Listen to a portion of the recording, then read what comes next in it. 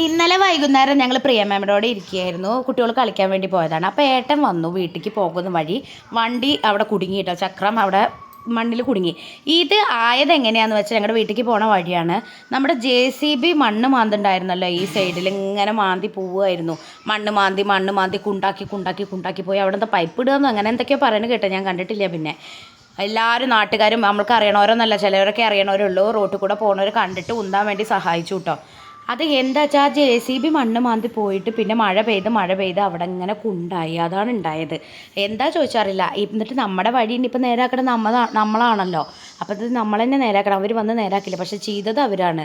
അവരിതിപ്പോൾ നമ്മുടെ വീടിൻ്റെ അവസ്ഥ മാത്രമൊന്നുമല്ല, എല്ലാ വീടിൻ്റെ അവസ്ഥയും ഇങ്ങനെ തന്നെയാണ്.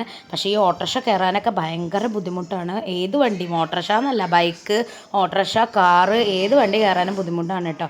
അപ്പോൾ കണ്ടില്ലേ, നമ്മൾ അറിയാത്തവരാണ് കേട്ടോ.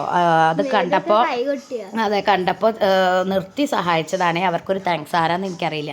കണ്ടോ, അതാ ഇങ്ങനെയാണ് ആ റോഡിൻ്റെ അവസ്ഥ ഇപ്പോൾ കാണുന്നത്. കണ്ടോ, അവിടെ കുണ്ടാണ് റോഡ്. ഇവിടെ ഇതുപോലെ തന്നെ നമ്മുടെ പോകുന്ന വഴിയിൽ ഇതാ ഇങ്ങനെ ആയിട്ടുണ്ട് കേട്ടോ. ഇനി അവിടെയൊക്കെ ഒന്ന് നേരാക്കണം.